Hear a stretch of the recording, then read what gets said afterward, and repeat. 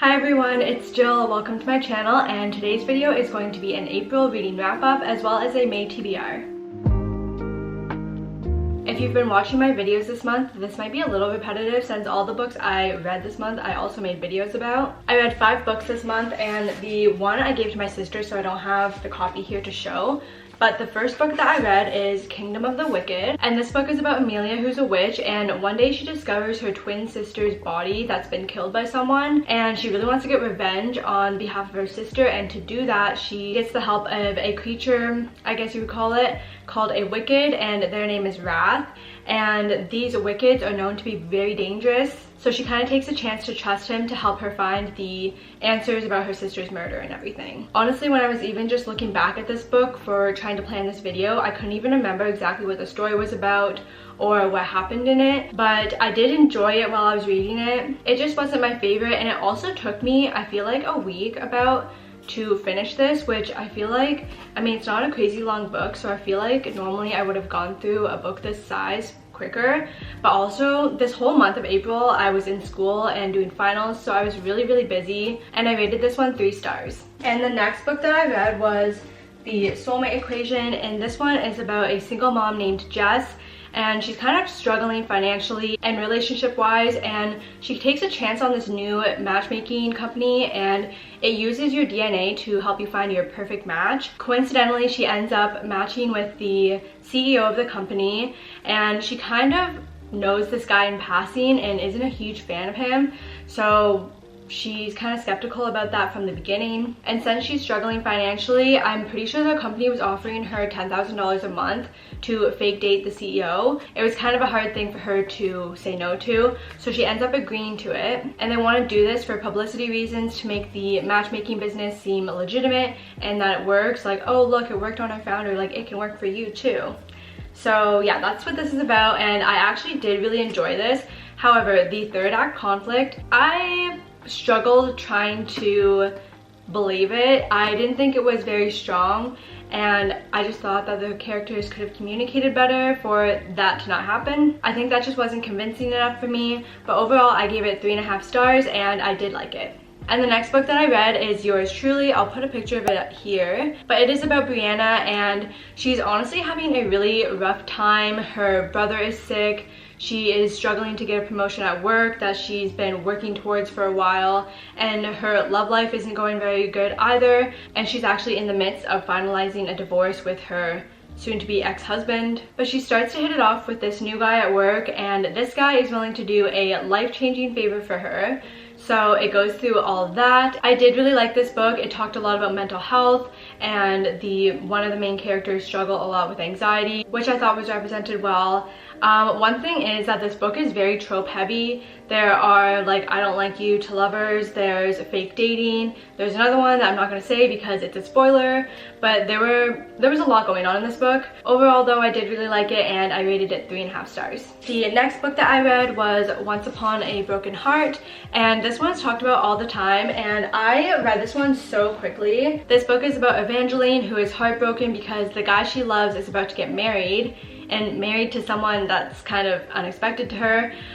She wants to do everything she can to try to stop this marriage and this wedding from happening, but to do that she has to make a deal with one of these dangerous princes. This book was really fast paced, and like I said, I finished it so quickly. In less than, I think it was like 3 hours I finished it, and I'm really looking forward to the second book. Well, it's already out, but I'm looking forward to reading the second book, and the third book, I think it's coming out in September, so I'm also looking forward to finishing this series. I think it's going to be a trilogy. My rating for this one was 3.75 stars, which seems low considering I'm saying how much I like it, but I feel like I'm not into fantasy enough to be rating it like 4 or 4.5 stars, but I feel like 3.75 stars is still a pretty good rating though. And the last book that I read this month is Happy Place, and this one was my favorite book of the month, and this is about Harriet and Wynne, and they're on a beach vacation with their friends, and they have to fake date because they haven't yet told their friends that they actually broke up a while ago,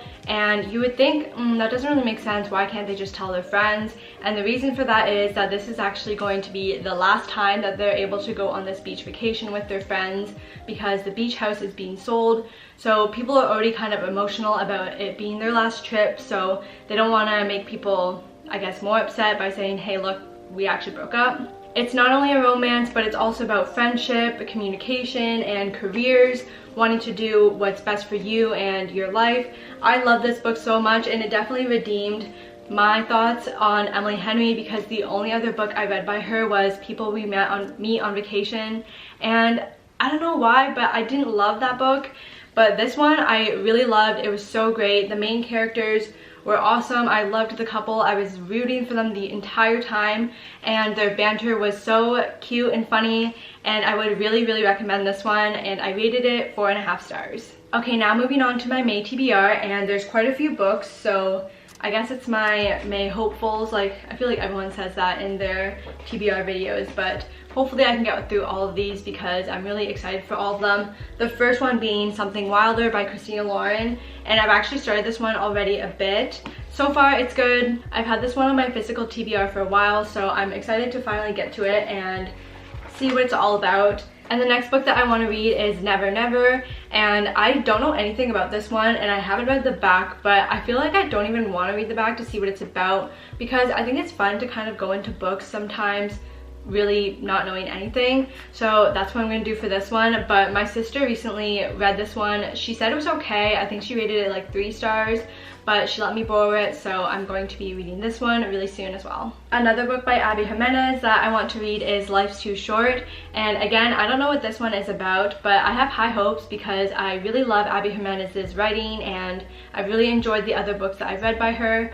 Also, her covers are so cute. There's always like the couple and then a little animal. Here it looks like a Frenchie or maybe a Chihuahua, but that's super cute, and I feel like I'll really enjoy this one. This might be a little ambitious of me to say, but I want to read the entire ACOTAR series in May. I'm so excited to finally get to these because I was waiting. If you've seen my other videos, I've said this so many times, but I've been waiting to finish finals to get into these because, I don't know, I just kind of want to be in a less stressed, I guess, headspace. But I'm going to finally get to these, and I really haven't been spoiled at all what these are about, but I know it's fantasy and that there's romance, so I think that I'm really going to love them. The next book that I want to read, I got this recently, Kingdom of the Cursed. It's the second book of the Kingdom of the Wicked series. It's actually a trilogy, so there's I can't remember, I'll put a picture up, but there's a third one too that I don't have it yet, but I'll probably get it once I finish this one. I hope that there's more romance in this one because I know that Sarah Crowley, she really likes Wrath, so please, I just want more romance, and I'm looking forward to getting into this one.